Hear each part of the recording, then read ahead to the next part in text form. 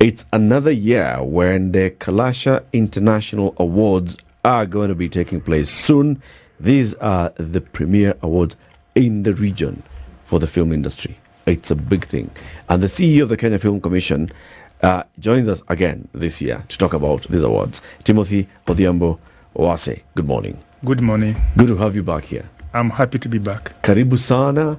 Last year we saw the very many winners, the Kalashas. I mean, Kalashas have become the main thing in this region.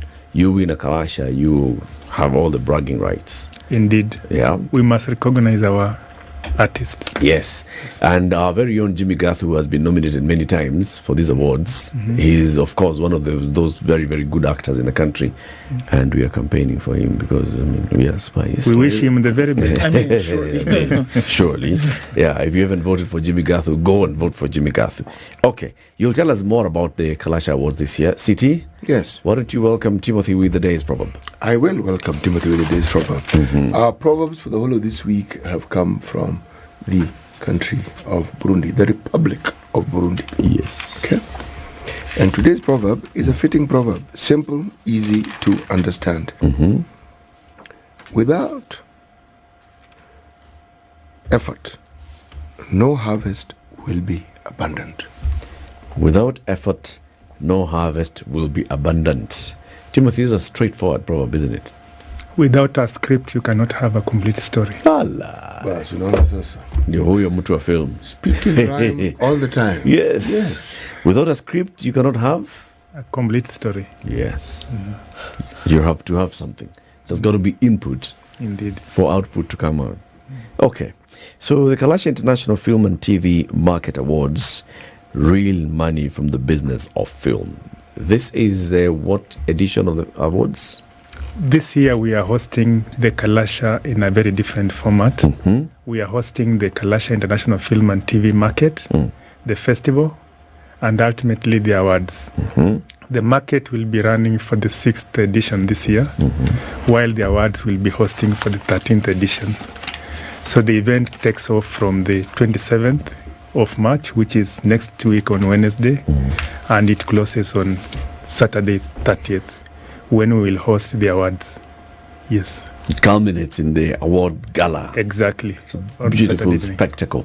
So what is happening between 27th and 30th daytime? As we open the doors on the 27th, we have exhibitors, we have exhibitions taking place at KICC, we will have conferences, workshops, and networking sessions.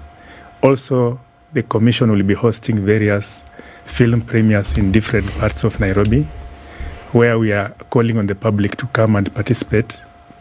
Remember, the Commission holds various programs ranging from capacity building, establishment of film hubs, researches, and so on. So we'll be undertaking various activities within the market to create an opportunity for filmmakers to network, connect, trade, and also do co-productions. So it's an avenue for filmmakers to come in and really do the real business of film. You know, when you say film, many people will think big movie, big production. What exactly do you mean?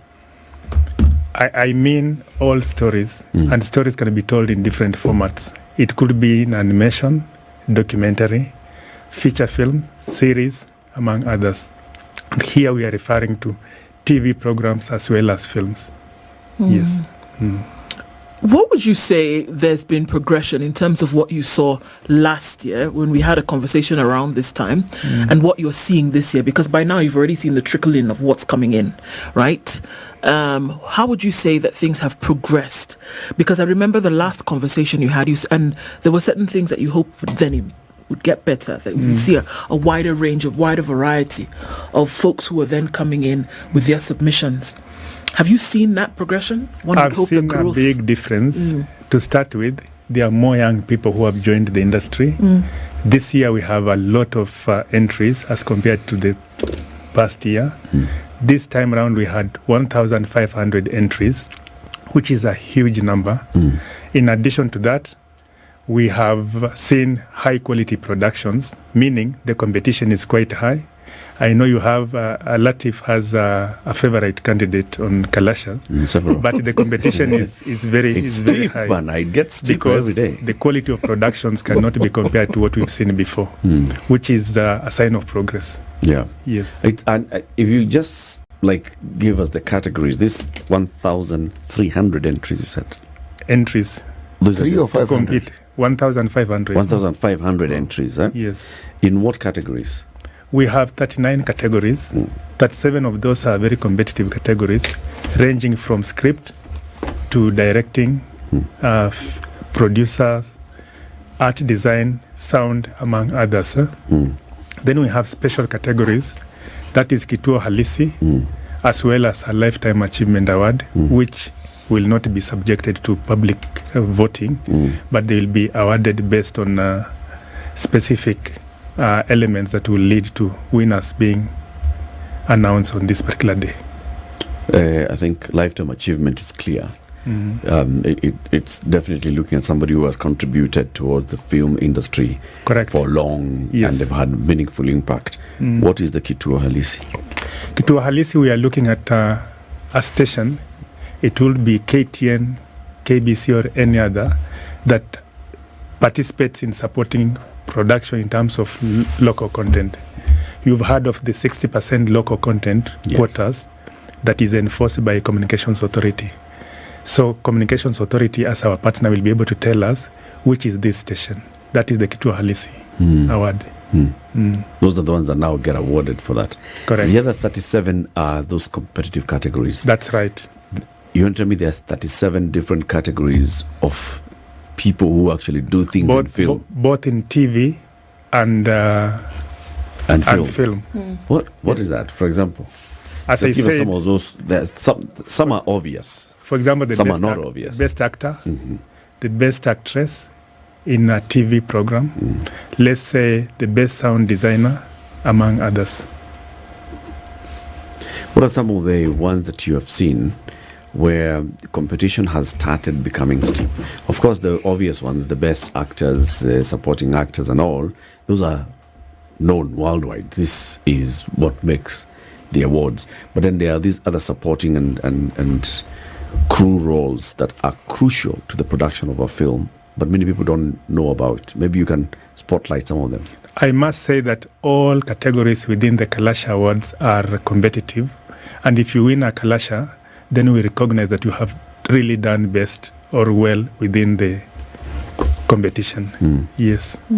So I encourage the practitioners to put in their best at any given time so that they are able to find themselves in this particular stage. Timothy, the question is actually to the benefit of those who do not understand this industry.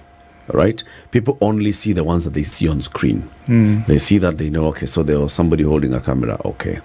So, but then there are all these other roles that are played in the production of a TV show, a TV series, a movie, a documentary, right?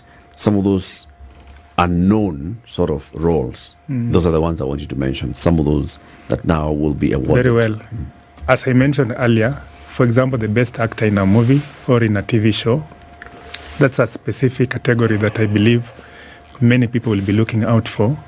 I will also mention the best director. At any given time, for example, where we are now, I believe there is a director somewhere who is able to tell us how to go about A and B. That particular categories are classified within the Kalasha Awards.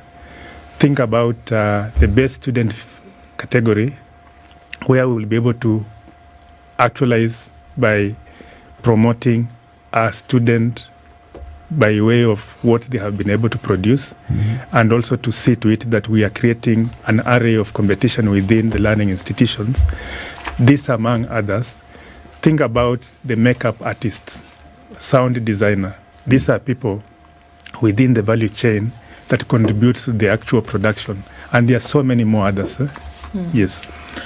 You know, it's interesting because a lot of times when we look at this side, we often, I think,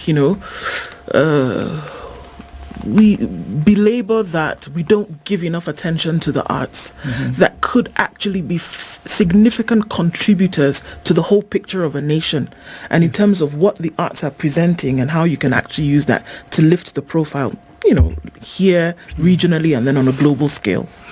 How would you say it's necessary beyond these awards to then use these individuals to showcase this very thing?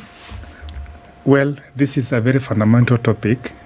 Let's appreciate the fact that when we talk about storytelling, we can be able to utilize storytelling to champion the assets of our nation in terms of country branding. Through storytelling, we are able to create so many jobs as compared to any other. And I'll give you a very interesting fact. Last year in December, we were able to publish the first ever survey undertaken by the Kenya National Bureau of Statistics and supported by GIZ. The findings were very clear that during the year 2022, the Kenyan film industry was able to contribute 38 billion shillings to the exchequer. This is a figure that I must say is not small.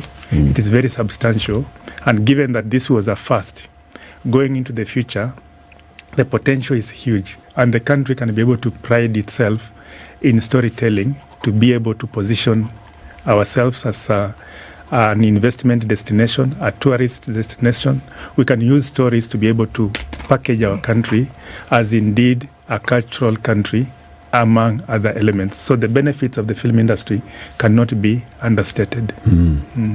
From the 27th, you'll have now the exhibition and all these other activities. Tell us about the exhibition.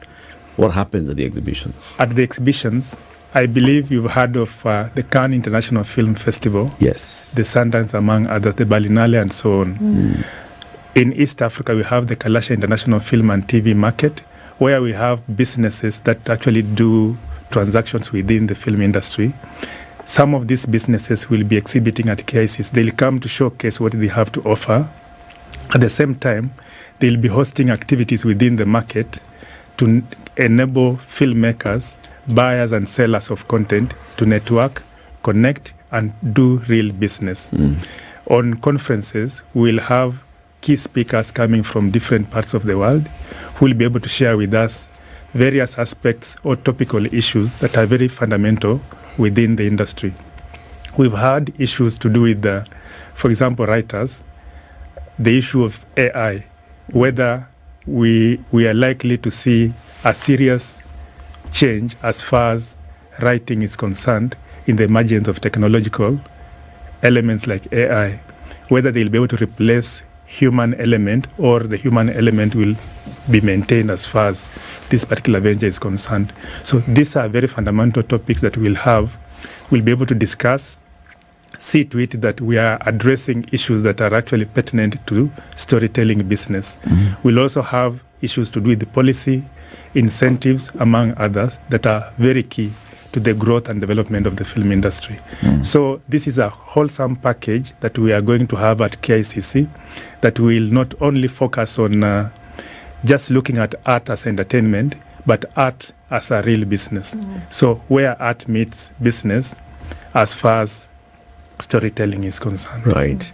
So we're likely then to have people who supply equipment, say cameras, lighting equipment, sound equipment and all, exhibiting here. We'll have suppliers of filming equipment, we'll have broadcasters, we'll have distributors, among others, in the value chain. And remember, when we talk about storytelling, not only do we focus on filming equipment, you'll find that even hotels, people who offer transport, lawyers, among others, they all contribute to the art of filmmaking. All these people will be there to showcase what role do they play within the value chain of filming. Okay. Are we going to a break or can I? Not yet. Not yet, huh? You mentioned that the quality of film productions has definitely had an upward surge. How do you determine that the quality has improved? What do we look for? First of all, the nature of stories and also the number of productions and how competitive they are. In the past, we've had situations where our own local broadcasters complaining that they are not able to find good quality productions that are locally made that can be aired on our free-to-air channels. But today we have so many of these that can be able to compete. And as we speak, we have over 25 Kenyan productions on international platforms like Netflix, among others. Yes.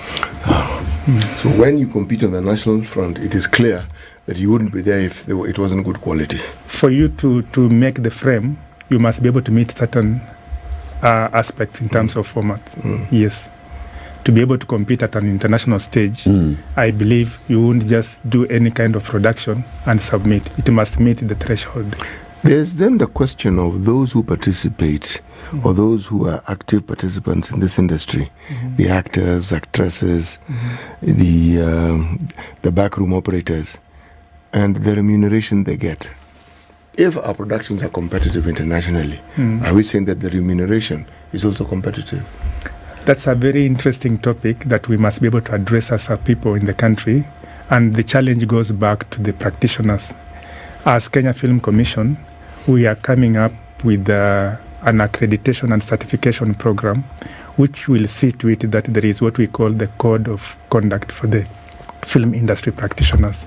And in this, we are encouraging practitioners to form guilds and associations that are very strong to enable them champion their welfare. The issue of remuneration is straight up connected to a red card. Today, the country doesn't have a red card, which I can be able to rely on and say that a city as an actor is supposed to be paid 20,000 shillings per day.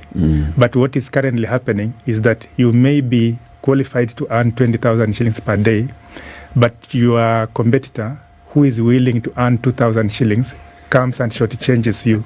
So when that happens, you basically don't earn what you deserve. So the reality is that we need strong guilds that will put value to the practitioners. Of course, the commission is there to support you on this. Is it the role of the commission to support, or do you have actually a direct mandate and a deliverable to ensure that we are developing film on all these aspects as well? Is it something we can sit back and ask, okay, so Timothy, as CEO of the Kenya Film Commission, how many guilds have been formed under your watch or under your patronage or under your supervision or under your guidance? Just to correct this, it's not the role of the commission to form the guilds. Guilds emanate from the industry. Yes. And what will happen is that through the guilds formations, the commission will be able to support them. And that is what we are doing. And that's why, because that has not happened for a very long time, I know we have guilds, but they've not been as effective as we would like to see. What we are doing is that through certification and accreditation, we'll see to it that all these guilds and practitioners are conforming with certain code of conduct, which will see to it that on annual basis, just like journalists, we are able to give you an accreditation card which recognizes you as a professional within the film industry. And when that happens, your membership also should be able to accrue certain benefits. There is a reason as to why professionals, we subscribe to our professional bodies and pay on annual basis certain amounts simply because there is what we are getting out of it. This should also happen within the film industry. And I think that has been a weakness. And as Citi said, you ought to be remunerated properly as a professional, whether you are an actor, you are a director, you are a makeup artist or any other. Okay. But that can be implemented well if our guilds are really strong and are doing what they are supposed to be doing. But of course, we cannot ignore the fact that Kenya Film Commission is there to support all these guilds to stand. How do industry players make their money? I remember, working on a set every now and then, and if there's a big sponsor, that's how folks on the set are paid. But how do we see the regular payment of actors, makeup artists, costume designers, producers, directors? Where does this money essentially come from? Just for an understanding of all that. Money comes from different sources. First of all, you may find that productions are taking place out of commissioned work. For example, I know there are quite a number of productions that are taking place at Dairy Village in Kikuyu that have been commissioned by pay TV channels in Kenya. Some have been commissioned by free-to-air channels. So you'll find that executive producers are actually the people or the companies that provide money to these productions. When it comes to pay, it's an issue of contracts. And I think contractual obligations between the executive producer and the industry film agents, that's, again, it's a whole game that we must be able to streamline to see to it that issues of contracts are very well understood. That in itself determines how you will be remunerated, how you will be able to earn, and how the flow of cash will be able to move within the value chain. When it comes to distribution, of course, distributors also play a critical role to see to it that issues of funds are able to move from point A to point B, because distributors act as intermediaries between the content producer and a broadcaster or a distributor to any kind of form. So it's the payment is heavily dependent on a production, isn't it? We're not talking about, you're not selling a fast-moving consumer good, for example, that you know that it's going to bring this money into this bucket and people can be paid as a result of it. So payment in the industry is dependent on the productions that are going on, that whether we're looking at series, films, telenovelas. That is one element. I can be able to write a script and sell my script as a product. Yes. And that's why we must be able to move from just focusing only on production. Production is one element. We can be able to sell a complete product. We can be able to sell a pre-product. So all these are avenues. Yes. I see. Let's take a break. Continuing the conversation shortly with Timothy Odhiambo Owase, who is the Chief Executive Officer of the Kenya Film Commission. We are talking about this year's Kalasha International Film and TV Market, which is going to be taking place from the 27th to the 30th of March. So the market, 27th to the 30th, and then on the 30th itself, the much coveted Kalasha International Film and TV Awards will be taking place. What's the venue this year? KICC. At the KICC. Nairobi. Everything from the 27th is at the KICC. That's very correct. Okay. Free entry. Apart from the screenings, which will be happening at various screening venues. And you will tell us about that shortly. Indeed. So what the commission is mandated to do, among them, is promotion of the local film industry through various ways, including facilitating content development, capacity, promotion of local films locally and internationally, and through a resource center, facilitating funding of local films and film projects, of course, subject to availability of funds and all. Let's talk about promotion of Kenyan films to the international market. How do you do this? A very good way and example of how we promote Kenyan content to the international market is the like of hosting Kalasha International Film and TV Market. This is a platform where international buyers have an opportunity to be able to come and access Kenyan content. Remember, the Commission cannot be able to take all producers to the international markets, but we are in a position to create a platform like Kalasha that will enable buyers of content from other jurisdictions to come and experience the same. At the same time, whenever Kenya participates on the international platform, we create an avenue where local content takes center stage. But of course, the marketing tenets must be put into perspective, that any time a producer is coming up with a specific content or production, they must be able to undertake their marketing from inception. When you start writing your script all the way to distribution, you must have a proper business plan indicating how you are going to make return on investment, how you are going to promote your film, in addition to all other tenets of marketing value chain. So the Commission is there to give you an enabling environment.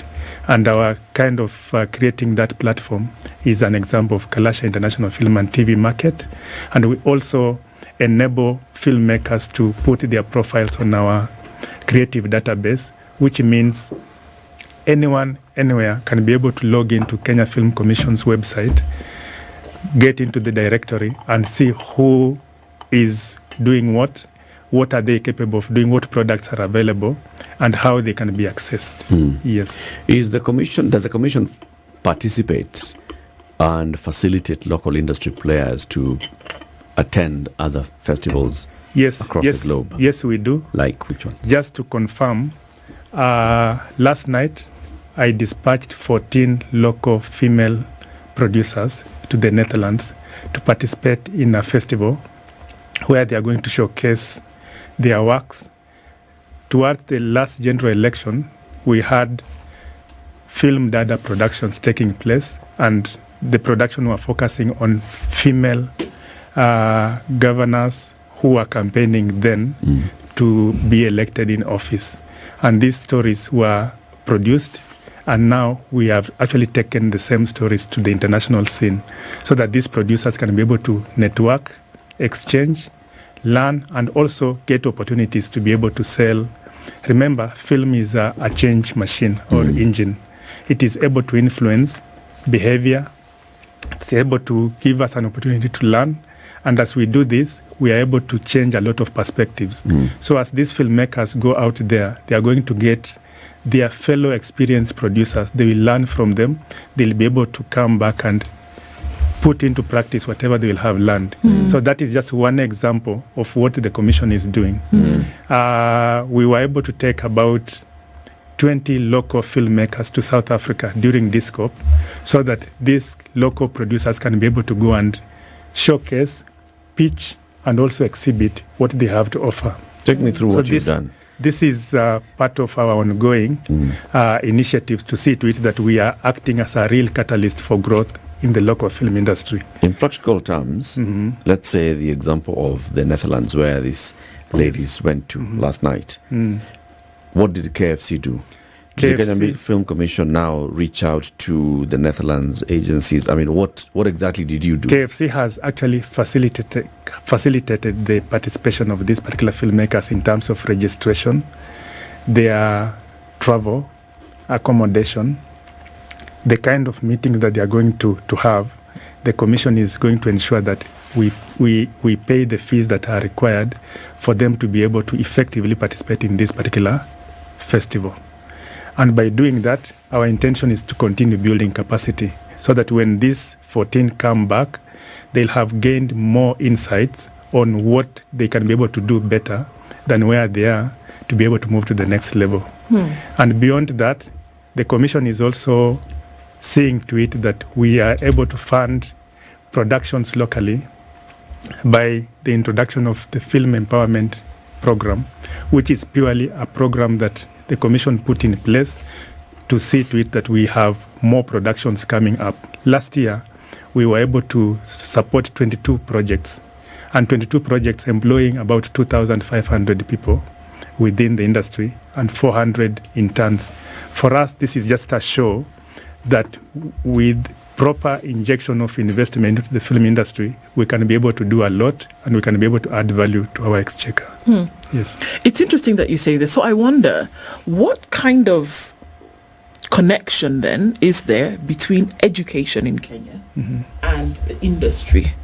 Is there liaising that takes place, or even those connections where we say, look, this is what the industry requires? Are we making sure that there is at least learning that takes place pre-industry entry so that we can be sure of, that we're putting in folks who are trained into an industry as opposed to on the later side of things, sending them away for training? Does the education system boost the industry, and is there, communication between the two? Education is very fundamental in the society, and I must say that with CBC, we consider education as very critical, and that's why the Commission, as part of its program, we have introduced what we call the establishment of film clubs in schools. The Commission is currently executing film clubs in schools through a film outreach program. And here, we set up these clubs. We ensure that teachers are sensitized on matters screen industries. Beyond that, we also provide the established clubs with the basic equipment so that from that young age, we are able to introduce youngsters to the facilities that they are likely to be using when they grow up as far as production is concerned. But more fundamentally, the best training in our sector is through experience. And that's why the more productions we undertake in the country, the more opportunities for training that take place, because it's purely practical based. Sure. kind of training that we needed to see. Yes. I get what you're saying. So are we saying that the space for theory then is limited because you need to... okay, somebody's going to hold a camera. Should they not have seen or heard about it before? Are we saying essentially that, you're going to get engaged with it when you see it for the first time?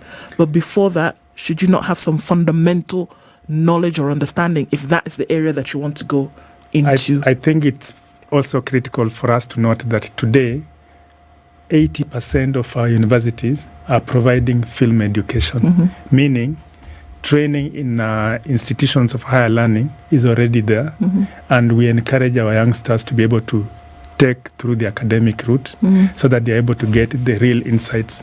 And us at the Commission, we are encouraging university dons to actually undertake more research in this particular area.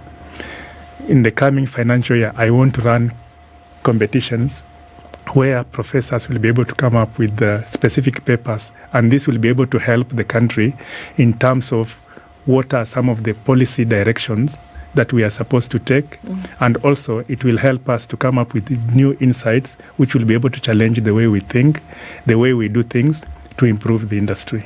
I have to ask this question.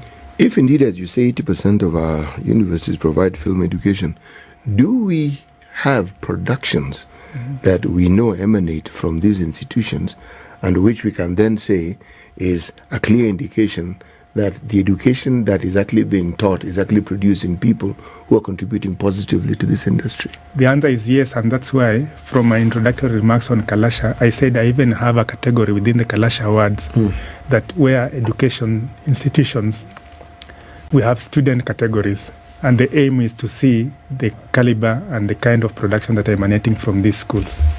Yes, so they are there.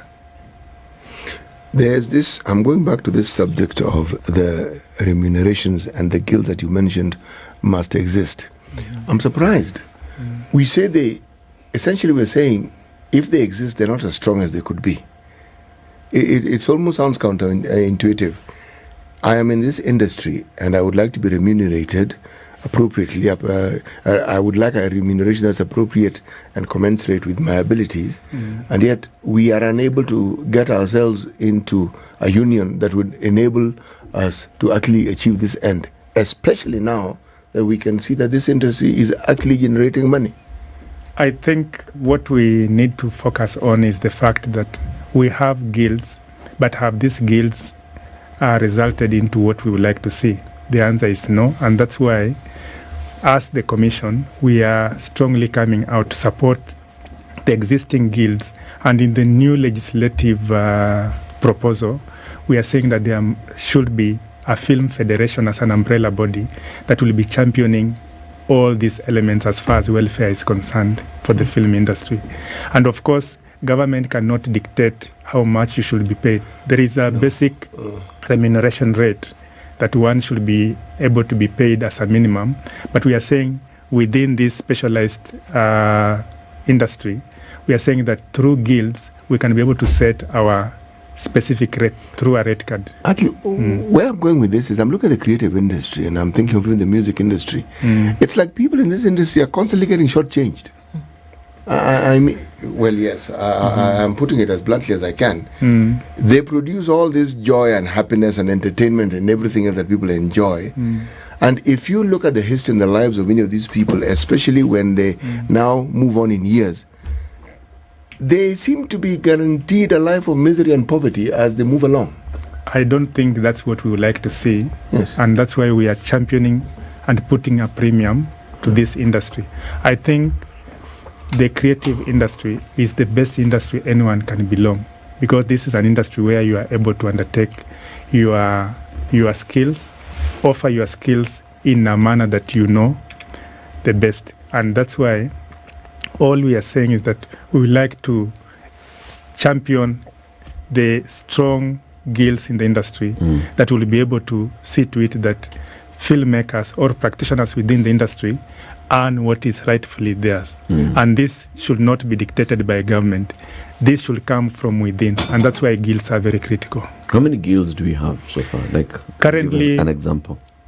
in the country and within the industry, we have so many guilds, and that's why we are proposing that we should have a film federation as an umbrella body that will be able to amalgamate all these guilds into an umbrella board that will be able to champion their cause.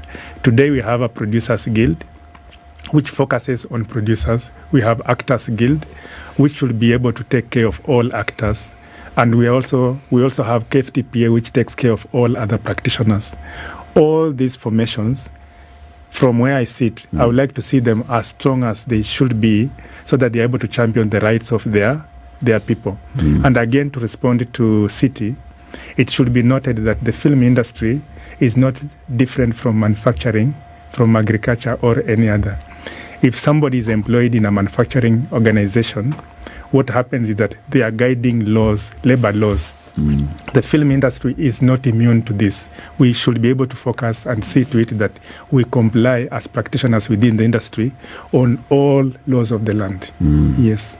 Are there returns for, let's start with, are there regulations for somebody who is really, really interested in venturing into production industry, the film industry in this country? They want to be executive producers, to want to be financing just productions and making money out of it. Are there regulations that they need to abide by? Of course, there are laws in the country that anyone operating within this particular film industry must be able to abide by. One, anytime you want to tell your story, you want to go and film in a given jurisdiction, you must be able to acquire a filming license. You must also be able to utilize an accredited filming agent. These are requirements in the country that one must be able to abide by. Beyond that, you must be able to set up a company like any other, register through the normal channels of company registration, so that you are running a business like any other in the country. Just to assure you, yesterday I hosted insurance firms as well as banking institutions. And the essence of hosting these institutions was to sensitize them about the business of film. Because I'm looking at the welfare of the film industry, I understand banks are in business of credit and risk, while insurance are in business of risk. Film requires insurance at any given time. I would like to see to it that the practitioners within the film industry value chain are insured, the equipment insured, and also the situations. For example, you are going to Masai Mara to shoot your film. You had planned that you will undertake this work in 2 days, and within those 2 days, you find that there is storm and you are not able to execute your product. How does insurance come in so that you are covered on this? So all these fundamentals must be put into perspective. Do Kenyan audiences consume the product of the industry to levels that are acceptable? We can do better. Of course, when you look at the international perspective, you find that most audiences are looking for stories that they can be able to resonate with. And Kenyan audiences want to consume content they can be able to connect with. And that's why you find that when you look at our local free-to-air scenario, you'll find that most programs are actually geared towards our own local stories. And indeed, to answer you, Kenyans are looking for their own stories, and I encourage all our producers to not be very complicated, but to focus on our own stories and tell them as simple as we can. Is that currently happening? Or it is currently happening, and I believe as we progress and as we champion and support the film industry in terms of funding, we'll see more stories coming out. And that's how we'll be able to position Kenya as an ideal destination for storytelling. So essentially what we'll be looking at is that, so if as films are done, I mean, and because we're looking across board here, TV series, telenovelas, film, etc. Right. Essentially what we are saying is that the cinemas in Kenya should be full of Kenyans watching Kenya's productions, essentially, as a first step before these films even now find their place regional level for regional showing, global level global showing. We're saying that you should then even be able to be on your digital platforms purchasing here in Kenya a Kenyan production, and that would be like the first place where you want to see the population of viewership be primarily That from is Kenya? fundamental. We need to see more Kenyans consuming their own local stories, and that's where it begins. But we must also appreciate the fact that for a very long time, we as Kenyans, we have perceived this industry not as a professional industry, and that's why most parents never encourage their children to take a course in this particular line. Anytime you talked about storytelling, you'll be looked at as somebody who does not have direction. And that's why we must be able to appreciate and see to it that this is a profession like any other, and encourage our own parents, grandparents, and so on and so forth, when they see us on screen and realize that indeed this is my son whom I'm seeing, and he's earning from storytelling, then that acceptance is there. And when we have that kind of acceptance, and when we have masses consuming our own local content, then the region will also follow, the international market will also follow. And remember, East Africa alone has about 600 million Swahili speakers, which is a huge market. With our stories being consumed in Kenya, they can expand into the region, and we can be able to make a lot of resources out of this. Yes. So let's talk about distribution then. All right. How established is the local distribution industry for people who are taking productions and marketing them within the region and internationally? Okay, when we talk about distribution, ultimately this is a marketing component. I must appreciate and admit that we are limited in terms of screening facilities. In the country, we only have 27 cinemas, and these cinemas are in Nairobi, Mombasa, and Kisumu, and yet we have 47 counties. What we are encouraging the public, I'm encouraging investors to actually see this as an opportunity, that we need to set up these facilities in counties. Let's just look at it in a very basic manner, that we would like to have at least one cinema in each county. This will give us room to have our locals access our stories, and that they can be able to pay for what they are able to access. But without the screening facilities, that becomes a challenge. And that's why government is deliberately putting incentives in place for investors to be able to set up these facilities, because we would like this industry to be largely private sector driven. And when you do that, we'll be able to open up space for many more. Yes. Make a case for somebody who would like to invest in, somebody who hears this and they're like, okay, why should I open a cinema in Nyeri? Why should I open a cinema in Machakos? That's a very good example you are giving, and it's interesting that I'll shortly be launching a cinema hall at the Dedan Kimathi University in Nyeri. What we have done as the commission is that we have established a film hub in Nyeri. We have also gone ahead and set up a 250-seater cinema theater at the same facility, to just see to it that the locals are able to access this facility, utilize the film hub for production purposes and editing and all that. Then beyond that, on the consumer side, to see to it that you can be able to come and premiere your film in this facility. We can have locals coming in to watch films and also spend some money as far as this is concerned.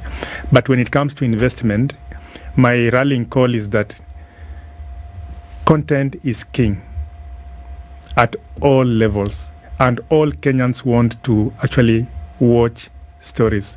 That's why today on Sundays, when you go to the CBD in Nairobi, you will find almost each and every young person with a camera trying to create something. So content is on very high demand, and given that because of technology, we have access to internet, we have smartphones, we are able to consume content through all these particular facilities. So all we are saying is that we, as much as we have all these gadgets in place, cinema business will never die. We still need to have that experience. And as the commission, I'm calling on anyone who is ready to partner with us, that we can be able to run a very big campaign where we are rallying Kenyans to go back to cinema, so that we have a screening culture in the country. And with this, we'll be able to rally masses back to cinema halls other than other aspects. I know not so many young people want to wear a tie between 8 and 5.